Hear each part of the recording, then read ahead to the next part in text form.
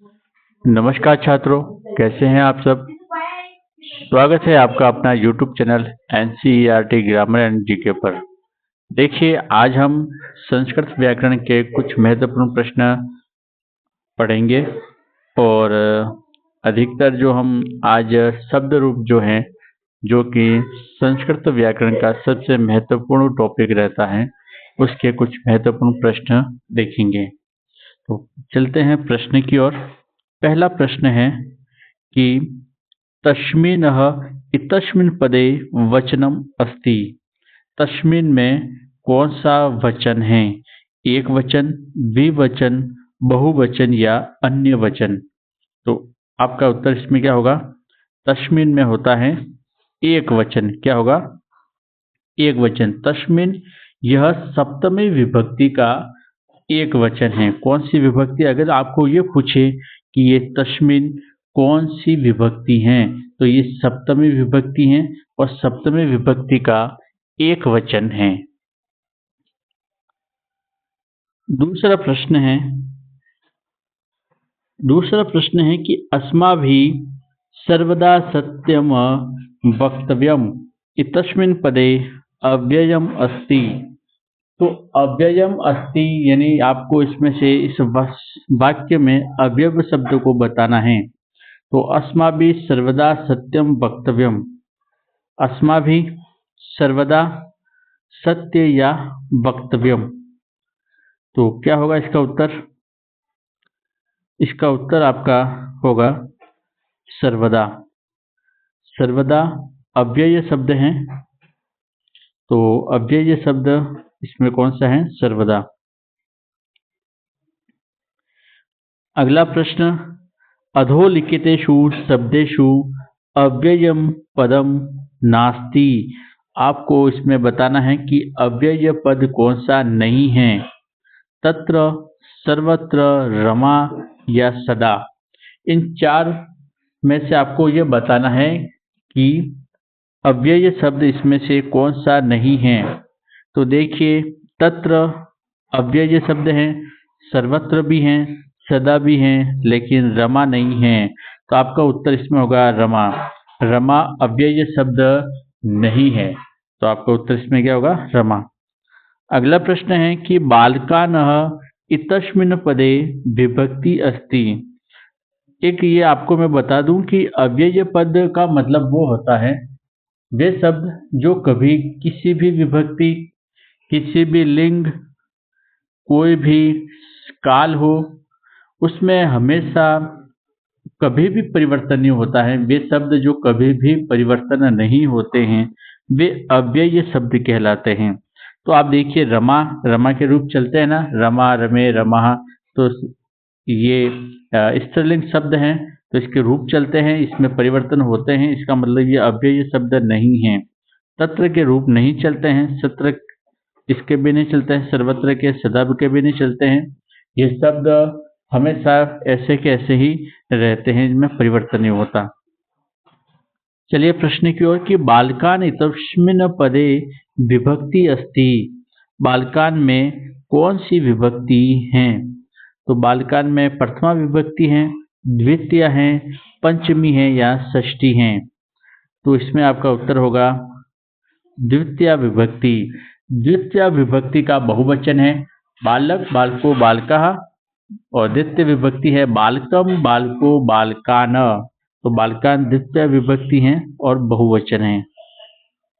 25वां प्रश्न है कि धेनवः इत्यस्मिन् पदे वचनम अस्ति। धेनव में कौन सा वचन है? तो आपको इसमें से वचन बताना है। एक वचन, द्विवचन, बहुवचन या अन्य वचन? तो इसमें कौन सा उत्तर होगा?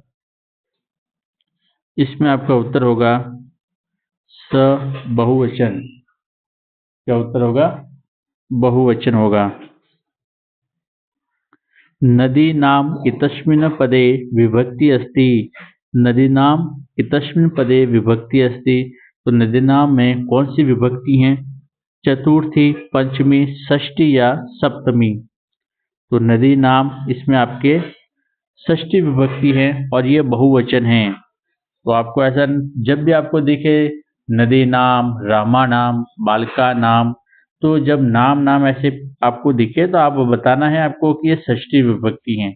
ऐसे शब्द जब भी आपको दिखे तो क्या बताना है, षष्ठी विभक्ति है और षष्ठी विभक्ति का बहुवचन है, ऐसे पीछे नाम लगा हुआ दिखे तो। अगला प्रश्न है कि अहम स्वः ग्रामम गमिष्यामि। अहम स्वः ग्रामम गमिष्यामि इतस्मिन् वाक्ये अव्ययम अस्ति। इसमें अव्यय शब्द कौन सा है? अहम, स्वः, ग्रामम या गमिष्यामि। तो इसका उत्तर आपका होगा ब स्वः। इसका अर्थ होता है आने वाला कल। ये अव्यय शब्द है और इसका अर्थ होता है आने वाला कल, भविष्य काल के लिए ये प्रयोग होता है। अहम कर्ता है, ग्रामम कर्म है और गमिष्यामि ये क्रिया है। तो ये अव्यय शब्द नहीं है, इनका सभी का परिवर्तन होता है, इन शब्दों के रूप भी चलते हैं। तो जिनका रूप नहीं चलते हैं, जो परिवर्तन नहीं होते हैं, वे अव्यय शब्द कहलाते हैं। और ये स्व है जो अव्यय शब्द है और इसका अर्थ होता है आने वाला कल। अगला प्रश्न है सदाचारः एव परमो धर्म इतस्मिन् वाक्ये अव्ययम अस्ति। इस वाक्य में अव्यय शब्द कौन सा है? सदाचार, एव, परम या धर्म। सदाचार, परम, धर्म या एव। तो इसमें एव आपका उत्तर होगा बी राइट होगा। एव क्या है? अव्यय शब्द हैं। रामस्य इत्यस्य पदे वचनम अस्ति। रामस्य में कौन सा वचन है? एक वचन, द्विवचन, बहुवचन या अन्य वचन।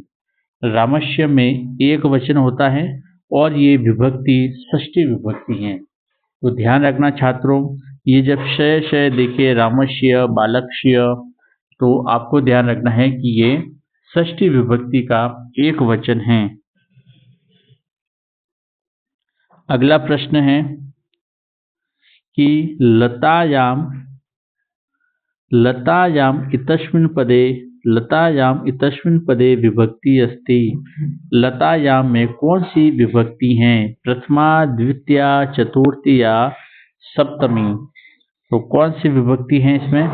लतायाम में सप्तमी विभक्ति है। कौन सी विभक्ति है? सप्तमी विभक्ति, और ये सप्तमी विभक्ति का एक वचन है। अगला प्रश्न है कि नद्या इतस्य पदे वचनम अस्ति।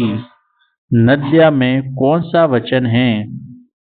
नद्या में एक वचन है, द्विवचन है, बहुवचन है या अन्य वचन। तो आपका उत्तर होगा इसमें एक वचन। नद्या में एक वचन है और ये तृतीया विभक्ति है, तृतीय विभक्ति का एक वचन। अगला प्रश्न देखते हैं कि रमा इतस्मिन् पदे विभक्ति अस्ति। रमा में कौन सी विभक्ति है? प्रथमा, चतुर्थी, पंचमी, सप्तमी। सिंपल सा प्रश्न है, सभी को आना चाहिए। रमा, रमे, रमः ये प्रथमा विभक्ति है और ये एक वचन है। फलानि इतस्मिन् पदे वचनम अस्ति। एक वचन, द्विवचन, बहुवचन या अन्य वचन। फलानि में कौन सा वचन है?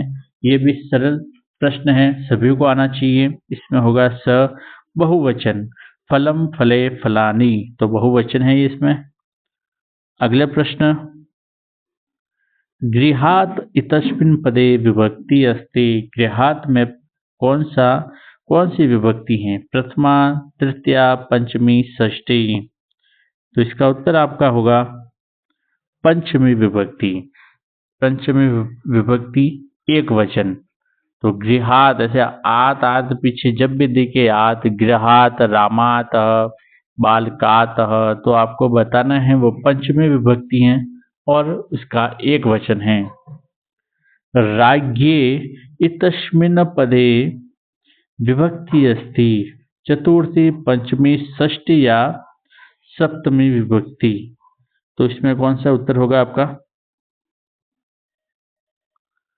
राज्य में कौन सी विभक्ति है? इसमें आपके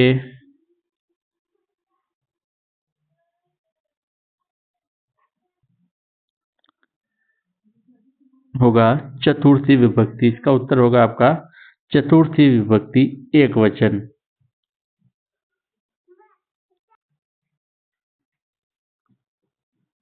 और आज का इस वीडियो का अंतिम प्रश्न है कि बालकम इतस्मिन् पदे विभक्ति अस्ति प्रथमा द्वितीया तृतीया चतुर्थी।